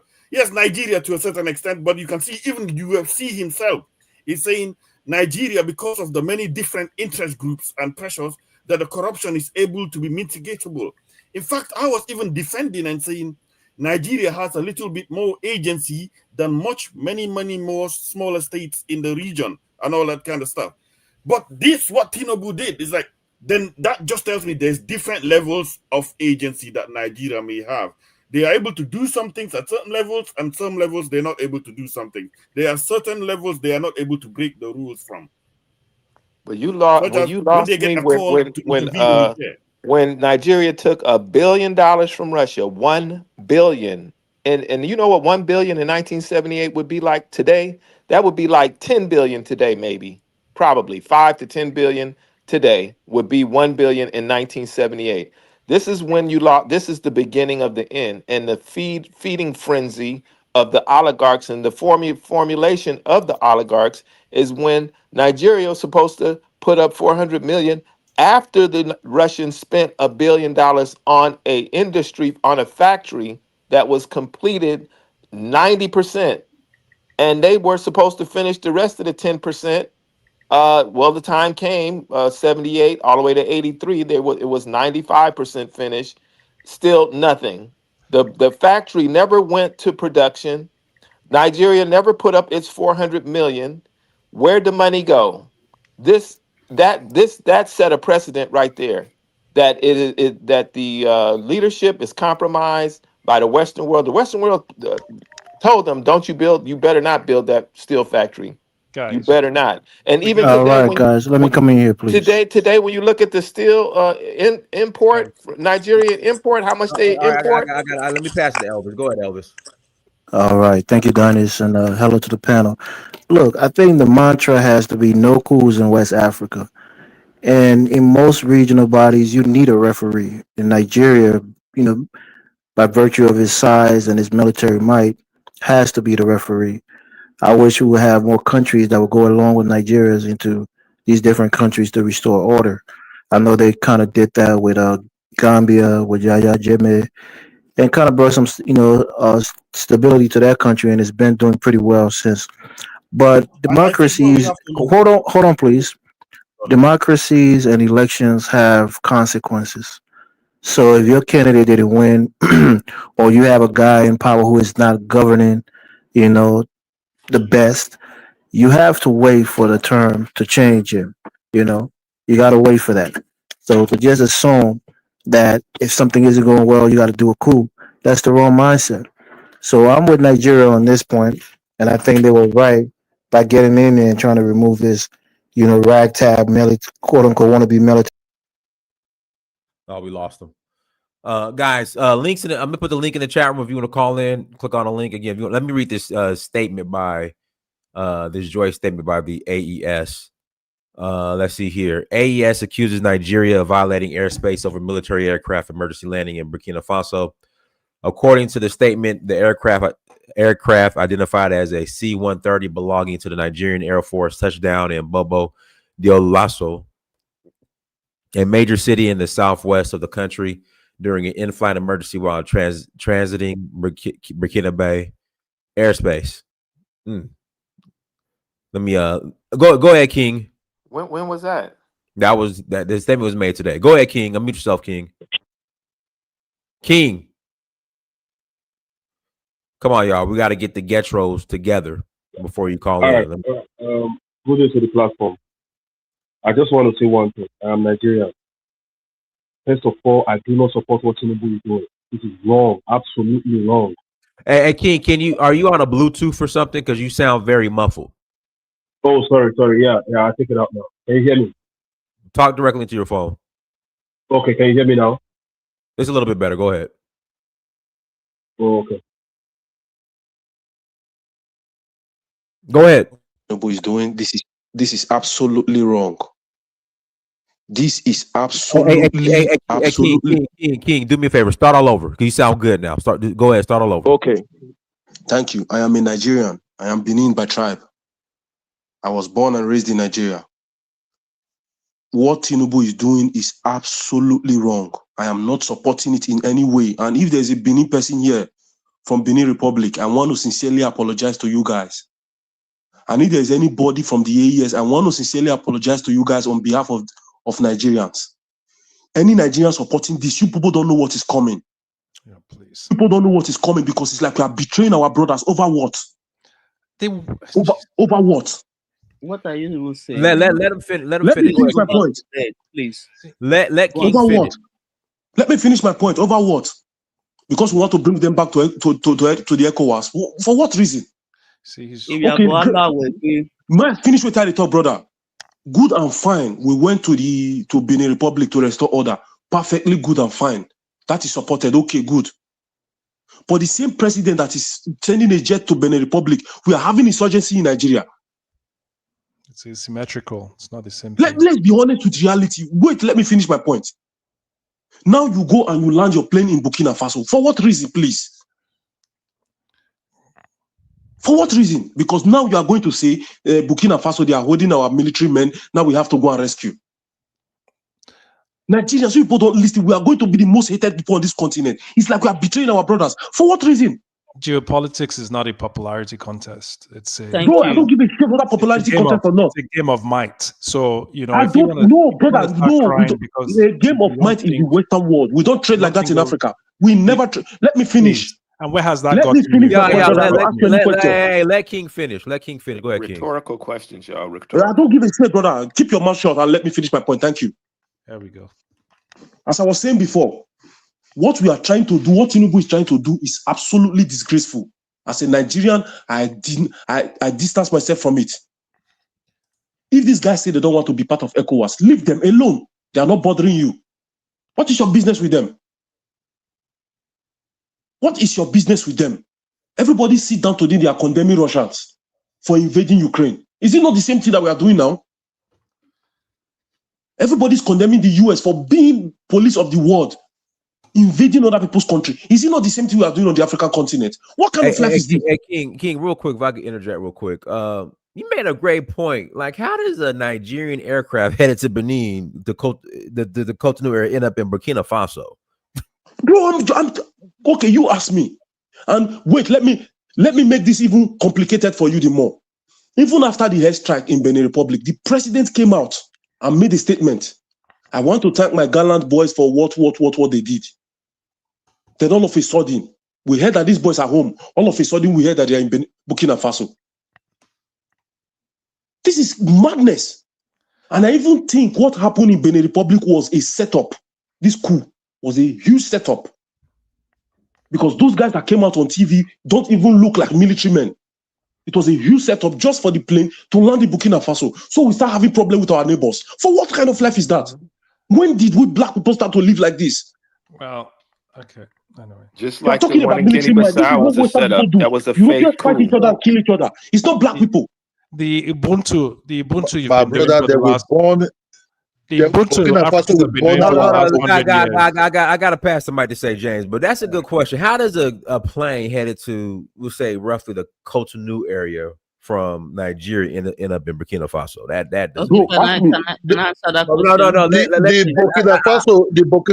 The Burkinabe brought him down. The Russians are there. The Burkinabe brought him down. How does the plane? Okay, Kidola, you got to look at a map. How does a plane What was he doing there from Nigeria end up in Burkina Faso? Diners, the United States. Let me speak. Let me finish. Hold on. Let me just tell you the truth.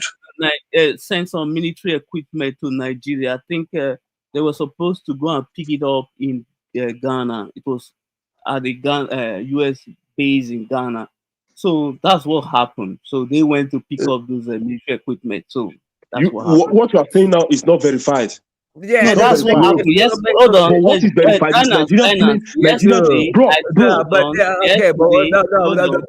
But the point I'm trying to make: a plane headed to Ghana from Nigeria doesn't need to go through Burkina Faso. It doesn't need to go to Burkina Faso. It doesn't. It doesn't. Look, see, the French were born. The French will disgrace Nigeria. Let me just tell you the truth.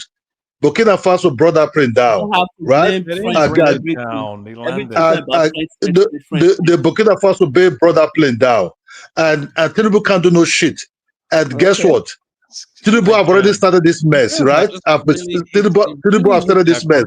You guys, the Niger, look, the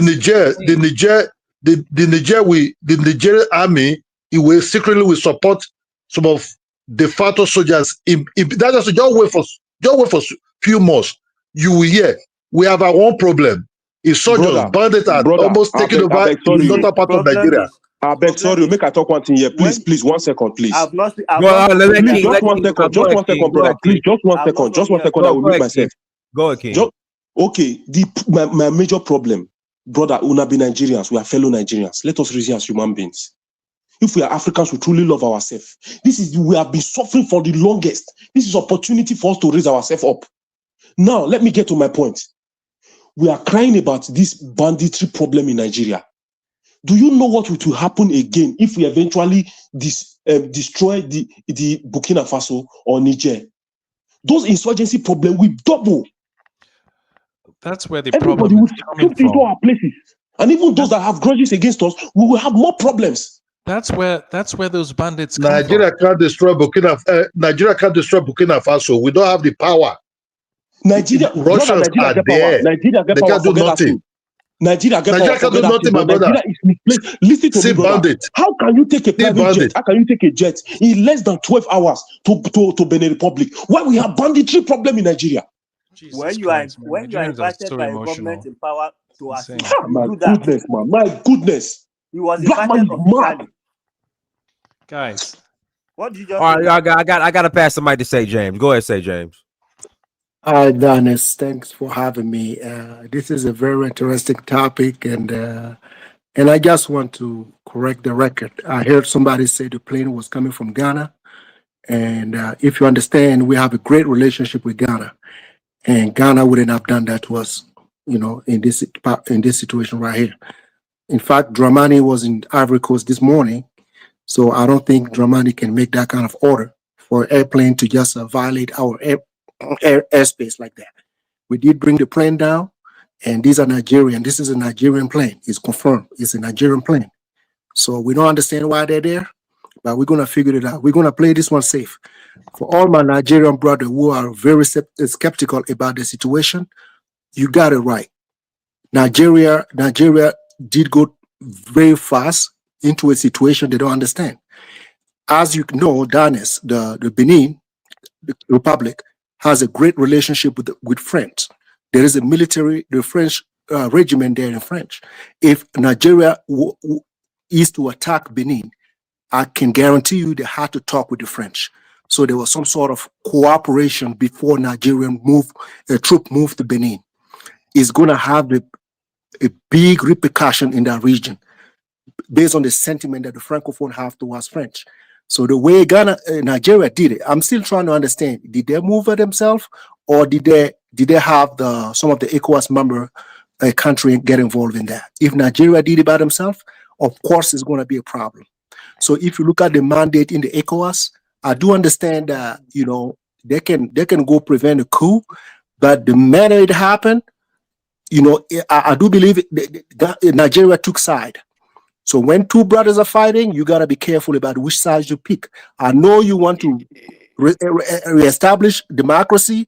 You want the rules of law to be applied to everybody, but that situation was amongst brothers within that region, and Nigerian shouldn't have done that the way it did. So we, the AES, right? We are on our side.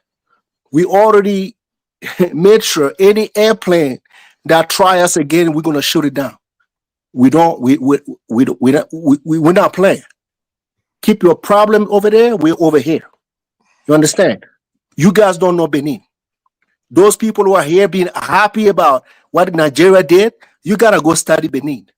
Benin is not a safe country. They've been lying to you. The northern side of Benin is a problem. It's been a problem. They've been hiding it to their own people. That's why the military did what they did. They've been hiding it. If you listen to the military that did the coup, they explained that. You understand? We've been having problem with them. Niger closed the border with them. There is a reason for that. So all these people who are saying it's safe because they are not under attack, because there is a compromise to attack AES. That's why they don't get that kind of pressure than the AES is getting. We understand the play. The fact that Nigeria helped these people is a bigger play over there in that region. So don't be narrow-minded about Patrice Talon. Is a bigger play. I would like for you to go to bed and understand wherever French is a bigger play above all of our pay grade. So don't take this thing like, oh yeah, this is just a simple coup. Okay, if you look at the coup, right? Yeah, I watched the video yesterday. The people, the soldiers seems to be a little unprepared. But if you have senses, you should have understand if Nigeria had to move that quick, that means they were winning. That's why Nigeria has to move swiftly. You understand? So they were making ground. Patrice Talon was nowhere to be found until the Nigerian troop moved in. So somehow, some way, they were able to make something happen. That's why the Nigerian came. If they were not prepared, they could have handled the situation without Nigeria. Why Nigeria has to lend hands to make that happen? Because Nigeria is compromised with France and its allies with these people even that are before enemies with its even before the neighbors. president ordered that jet to move, he's supposed to talk to the Senate. Yeah, I'm It just has saying, to though, do why are that. you That's going what to I be say. It's a bigger play. allying and good buddying with France, man. and France has been treating your people? Right. This is the thing about Nigerians too. They live in this island by themselves as the big gorilla, and the biggest everything. Yet and still, wake up call when the United States came and said, if you don't take care of the problem, we're gonna come and invade your shit. That's when oh no, here comes the global politics. Now all the space the people are talking in Nigerians are talking about global politics now, geopolitics in Africa. Meanwhile, your neighbors, your brothers and sisters have been neo-colonized or by the French for 80 years, and you're not doing shit. Yeah, they're sovereign countries, though. You can't. I mean, Well, what what are about we gonna- ECOWAS? ECOWAS is designed to create the better economics for the region, and it's done nothing. It was supposed to come up with the ECO, did nothing. See, this is the reason It's a why joke. Pan-Africa. This is the reason why Pan-Africanism You know what? You doesn't know work. what? You know Because what? Hey, hold on. some of you doesn't live in reality. Whoa. You don't live in reality. Hold on. Sean brought up a great point. What happened to the Echo? And who shot the Echo down? Yeah. And No, who was behind Nigeria, it? they just came out now. Let me tell you something. Even that Echo did not work. They came out with something. It's a new way of trading now within West Africa. It's so something PAPS or something. It's a card. Oh, You don't have that's a to route new your money. thing. They got a new You're talking about digital a thing payment that just system. came Yeah, new out a digital couple of thing of days ago. trading. New digital PAPS thing or of trading in PAPS. the West Africa. That's just as of 4 days ago, Bro, and that's let me finish my digital. point. I did not ask you any question, brother. I'm not asking questions. I'm talking. King, I'm not but asking you've been questions. Thank speaking. you. Allow others to speak. King, allow others to speak too. You're not the only So, one on this panel. Allow okay, others no to speak. problem. No problem. I mute now. Carry on, please. Yeah. When you don't understand the situation of security in Africa and Nigeria, then that's why you are sounding this way. Benin is a stable country. Thank you. Niger is not a stable country. Thank you. So in Nigeria, interfering in situation of Benin was very important, because allowing those guys, there was going to be counter coup. And currently, Benin Republic is facing ISWAP and Boko Haram in the northern borders, and their military bases there have been overrun by these guys. The weapons are being taken to attack Nigeria and even Mali and Burkina Faso and the rest of other countries. So what the least thing they need is military coup now. So you need to stabilize them. Why they did that? The government, federal Nigerian government, didn't fail to invade Niger was because, one, you have to deal the economic issue, refugee as well. The northern border was open. You have to deal with the refugees. If you invade Niger, it's an unstable country. So automatically, their people are going to run to Nigeria. And Nigeria had to intervene at some point. The reason there was a coup in Gabon and Guinea-Bissau in all these countries after Niger was because there was no interference, or there was no calling by Nigeria in Niger. And everyone in West Africa, all those small countries, we can just Sorry, do I want to whatever ask we a want. question to you guys No that one is is going to talking. stop us. Are we going to talk about the coup, but we are not going to talk about the reasons for the coup? Listen, so how far have they been faring? Some of them, how far have they been? How do you know how far they've been faring? Leave them alone. So how do you know they are doing bad? Leave them alone. They are not bothering you. Are they bothering you? How do you know they are doing bad? Are they bothering you? That's the question. Are they bothering you? I think we all have to admit. Guys, these countries have mechanisms to replace them. Ayo, let me just add something. See, we all have to admit that the situation that the Nigerians were living in was destitute poverty. Burkina Faso, destitute poverty. Mali, destitute poverty. Exactly. For decades after decades after decades. And Nigeria, I'm sorry to say, Nigeria is enabling the impoverishment of many African countries by playing the patsy that always want to help stabilize I don't know, a system man. that doesn't lead to I know people progress. like to say that a lot. I don't know that Nigeria is the patsy we like to think it is. The reason why, there's so there's many evidence things from 1960. So many things Nkrumah Nigeria was is complaining doing. about it. The Nkrumah was complaining that the Nigerian leaders, they take their press Nkrumah, briefing are we from talking about Whitehall. Nkrumah in the 1950s? My guy, this is 2025. No, Nigeria, the pattern remains the same. Don't you see it's that? not. And let me tell you why. Let me explain why. Why is Niger Republic so poor? And what is Nigeria doing about it? No one has ever spoken about this. Tinubu has done something that no Nigerian government ever had the guts to do. Sell oil. This man that is speaking, how old are you? Talking about? How old are you? How old are you that is speaking? How old are you? Because I think you talk shallow. How old are you? I want to know how old are you before you started speaking. How old are you? No, forget that level. You see, you people will come here. Hold on. Right. You people will come here and start talking nonsense. You start talking. Molitala Mohammed. Molitala Mohammed from. Hold on. Molitala Mohammed from. Hold on. Molitala Mohammed from. Sold oil in Naira. Stop this nonsense. Stop this. Molitala Mohammed from. Naira, yes or no? Stop that. You are rude. Hold on. Molitala Mohammed. Molitala Mohammed from ECOWAS. Moleta Mohammed formed ECOWAS with other guys. My And guy, that please, ECOWAS of it you're was not being formed by the informed. military regime. You like to shout, but you Who don't. is this you guy? don't know. Shut You the have man. to Your listen voice here. irritated me. Man, Show you just me talk where anyhow. Mohammed You formed ECOWAS. Show us. target about something. You're just a moron. Here we go. Yeah, Idiot. and also all those You have arguing for resorted to democracy, insult. That all means those arguing for you are democracy, losing. if you're arguing for the Ghanaian democracy and maybe to an extent, I don't know the one in Liberia, but most of the democracies that we call democracies, they are barely democracies. They're not democracy. They go into office, they go and extend their term in office. Some of them even want to give themselves life. Do you see the West condemning beer? This is a guy that has been running the country for over 40 years or so. West definitely Come on, has man. puppets. You That guy have in to see that Cameroon, the democracy is just being used to control us. Absolutely. The way I look at it is that if democracy is delivering, fine. If it's not delivering, it has to go. Tema, CEO, please, I want to ask a question. See, please, this is Nigeria. Look at Nigeria from Benin Republic. It's one direct flight. From Benin Republic, you have to cross Togo. You have to pass Ghana, then to go to Burkina Faso. I'm looking at the map. It doesn't make sense what's going on. I don't see how It anybody. doesn't make sense, ladies and gentlemen. Let's be honest with ourselves. What, Mike? I We don't are see betraying our brothers. It's not nice. Hold on. I don't see how anybody could defend a Nigerian plane ended up in Burkina Faso trying to go to. We Ghana. don't have the budget. We never have the budget to go and be fighting in Burkina Faso. Let me tell you one thing. The men that brought Ouattara to power in Africa are Burkina Faso soldiers. There we go. Not just ordinary soldiers. Nigeria can't fight Burkina Faso at this time. They cannot. Ouattara soldiers are from Burkina Bay. Listen. How can we fight Burkina Faso? We cannot. So when I hear this guy, the Russians will come in. They are there already.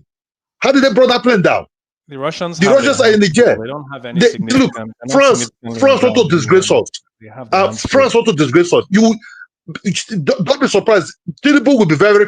Tinubu is not it's a politician who don't know how to eat money. He's not a good thinker. You understand me? Abacha never tried these people at all. So the thing Abacha never went to these people at all. I guess these are professional soldiers. When Nigerian soldiers are even divided now, sir, you want to. We have our own big problem in the north that is coming towards the south. Bandits are everywhere. You can't travel on the highway easily without no police escort. Even with the police escort, they'll take care of you. My guy, man, So why this fool want to eat akamu? So when you see things like this, you leave your own country. You leave your own country. You leave your own country. You leave your own country. Where do you get the budget from? Which budget are you ready to run this program? People like you is the reason why we have bandits. Which bandits? We're corrupted everywhere. You're not making any sense, and you just want to shout at everyone. You guys don't allow things to be dealt with decisively. For example, sensitively. Hold on. Let me. You talk about sensitively. We have our own problem. Solve the problem first. Nonsense. One at a time, please. I gotta read this super chat. Usman, thank you for the $5 holla. Pan African payment and settlement system is already approving payment systems in Africa. Festus, you need to connect your and it was even Tinubu that spearheaded this. This is why I'm confused about this man. I don't understand him. The reason why we have kidnapping in Nigeria is because the Nigerian government during this the late Yaradua, he decided to give amnesty to Niger Delta militants. That creates like incentive for young people to go out there kidnapping people for ransom.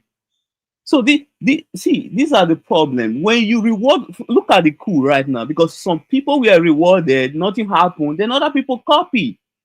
All of them are coming up with different excuses that they are doing the coup because of this.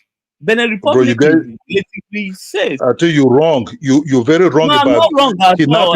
Kidnapping didn't come from the north. Kidnapping come from the south, from the Igbo who were kidnapping themselves. I said, so don't say the kidnapping come from the north. It was what happened. What happened in the north is a corrupt program We should not hide it. Yusuf was fighting against these northern elites that brought Sharia law, and Obasa just side with them.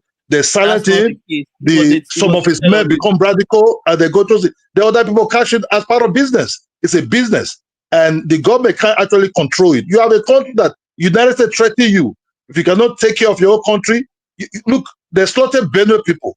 What have Tinubu done about the Benue case? No, just no. Okay, you go to Benin Republic. You say, oh yeah, Democrat of what? Do you even know what is going on there? Everyone always everything. Solve your problem. Leave other people alone. Do you know what's going on there? We cannot even eat. You're going to fight other people. Where are you going to get the budget from? Because you have something to do with France. France will just disgrace you. Nah. You enter house with your pants down. That's let it go to Burkina Faso. See, Nigerian first. You see, my issue with the current, it's not like I definitely prefer the democracy, that's for sure. That's representative system of government is the best form of system if you can get it right. But if you look at what is going on in Nigeria right now, can you pinpoint one thing the so-called alliances that our leaders are having with Western government has done for the country?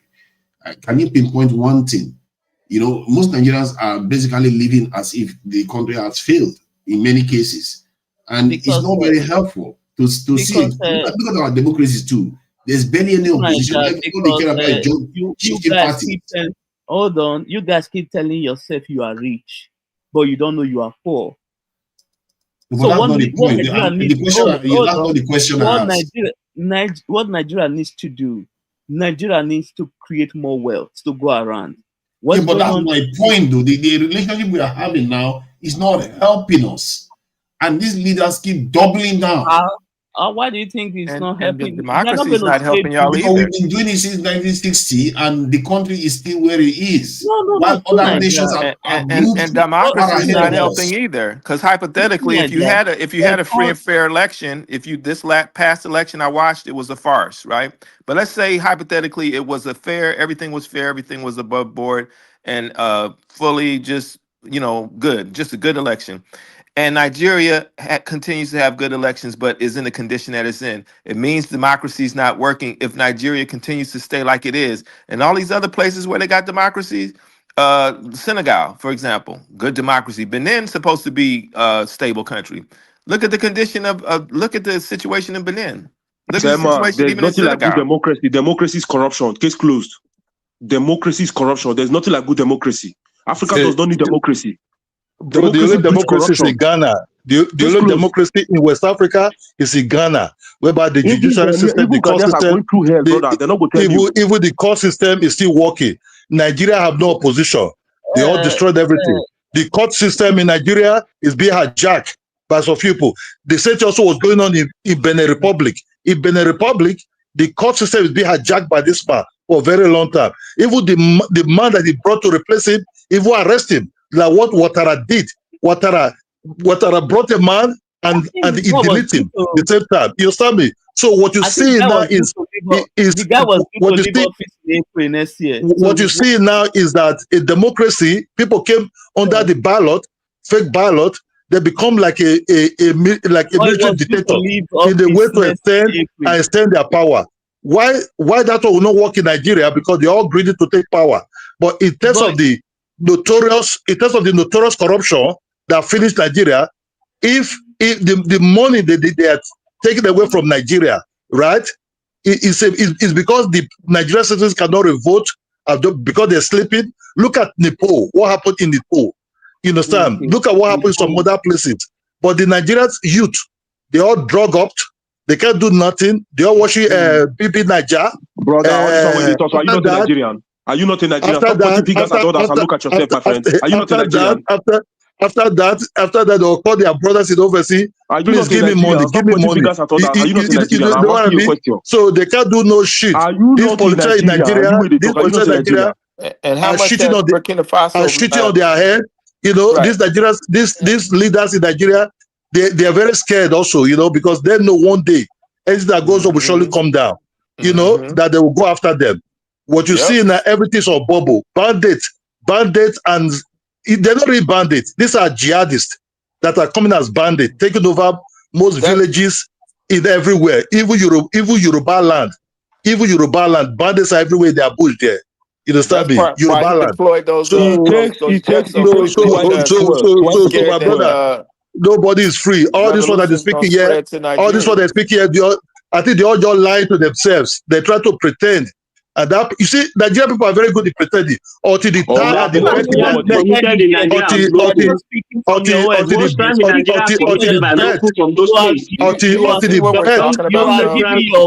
until the bet in their neck are getting tighty, See what we're talking about. Very shouting. And You understand the me? Western world is What life are making you their living in moves. Nigeria? You know, they pretend a lot why they die slowly. What have you done understand me? yourself? What have you done? What have you done? Is making their Nothing moves. good, China's nothing good to making talk its about moves. Nigeria. And we're Nothing good to arguing talk about about Nigeria. this. Really? Nothing good to talk about that. Stop pretending Listen to what yourself we're there arguing about. and face the reality. Talk about they create The more reality wealth. is the United Look, States which is wealth are you about to creating? crank up the Which wealth are you creating in Nigeria? neocolonization. Wait for government. Which wealth? Why don't you go and create the wealth? Let's see it.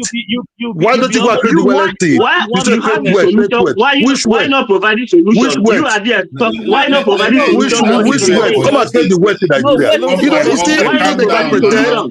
I just listen to these guys. They all pretend that. Pretending anyhow. So what's the solution, bro? What's the solution? You can't even eat bread and butter. You keep pretending. What's the solution? Give us the solution. Give us solution. Give us the solution. What solution? What solution? The solution You is don't know the solution. Shut up. Allow the us to solution. speak. Look, I gotta pass the mic. Let me read the super chat. I already read that. No, there was a new super chat. MD2V4, thank you for the £5. These Democratic leaders are part of the House of Orleans Freemasonry Order. They are brotherhood headquartered in France. All right, Wall Street Willie, go ahead. Peace to the panel. Yeah, I heard about what happened in the news, and I was just catching up, and I wanted to hear it from the people who know the continent a bit better than me. So I'll probably just have some questions later on. Okay. Solutions. Like I said, if you want solutions, can I give solutions, please? Look at what Nigeria have done now. Oh my God, I love this country. If my country is at war today, I am telling you, not all these people talking on TikTok. I am ready to carry arm and die for my country. I love Nigeria. Nigeria is my destiny. In my next life is my wish. No, you are not ready. Brother, let me finish my point. I'm not to talk to you. I'm not to address you. Leave me alone, please. I don't give a shit about what you have to say. Let me finish my point. You will not do so. I don't care about what you have to say, man. I don't care. Are you going to tell me what to do? Like I said before, I love my country, die. I have a tattoo of Nigeria on me. In my next life is my wish. I beg God for it every day to come back as a Nigerian. Despite all our flaws. God, shut up your mouth. Nigeria, why are you interrupting? It's not right now. Don't do that now.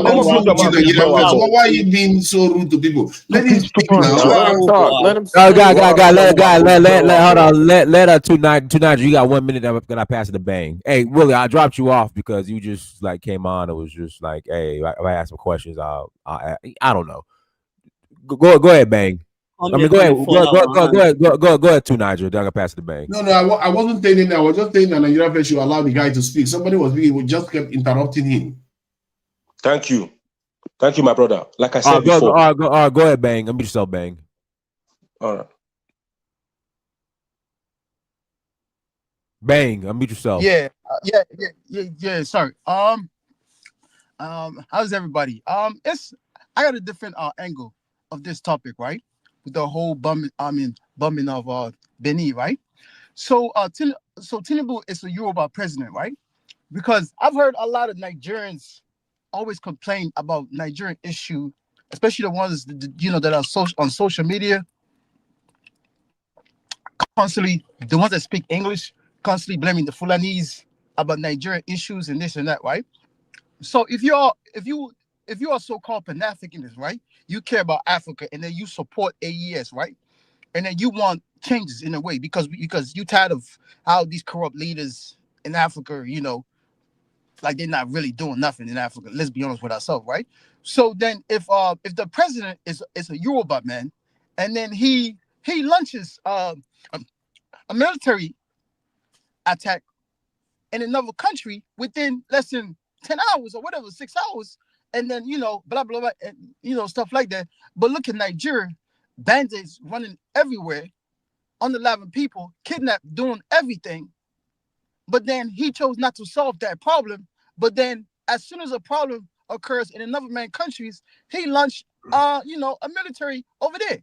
So please, these Nigerians that are constantly on social media blaming the Fulanis for the problem, when you are a Pan-Africanist, if you do speaking about it, mention that Tinubu is a Yoruba man. So a Yoruba man is the one causing the disaster. A Yoruba man is the one approving these things. I'm not talking about the other Nigerians. I'm talking about people that consider themselves Pan-Africanists that support AES. If you support Mali, Burkina Faso, Niger, so when you do talk about it, what does that even mean? What does supporting AES mean? What does that mean?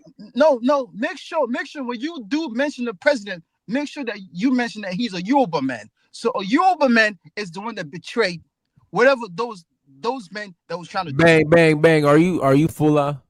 Yes, sir. Oh Lord. Yes, sir. I'm like, you're not making any sense, bro. I mean, no.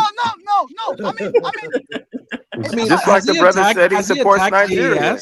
Just like the brother said, he supports Nigeria. He would fight for Nigeria. Is how he supports the AES. But the thing is, Nigeria didn't attack AES, so why is that a topic? I don't understand. He didn't attack Niger, did he? He attacked his fellow Yoruba people in Benin. So why are you crying? Listen.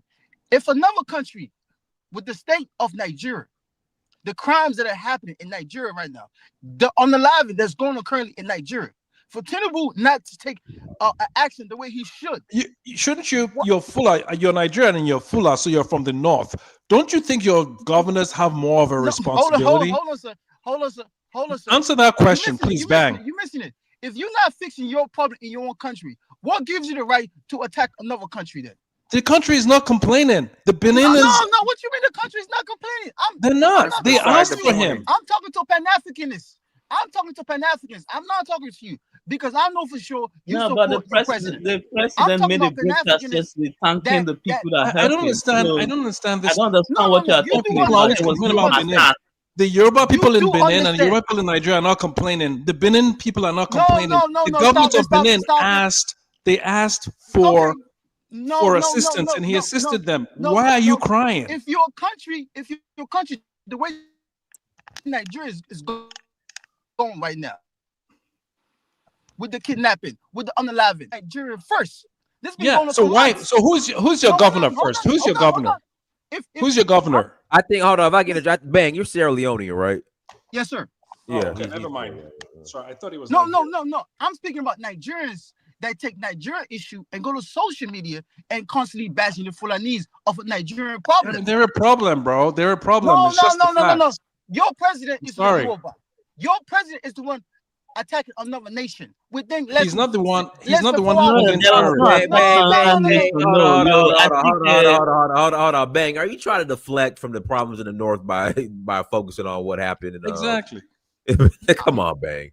No. You see that problem is different. That problem is different because let me tell y'all something, right? Because at the end of the day, Nigerian issue, you got to spend more time and really study Nigerian issue.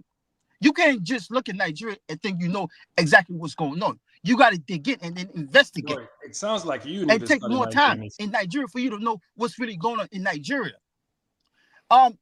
Yesterday, like 2 days ago, right? Some bandit unalive a Fulani man and stole his cattle, right? So then the neighbors then called the police, right? Or the soldiers. The soldiers then chased these guys, right? They called one of them. When they called one of them, they took the guy to the police station.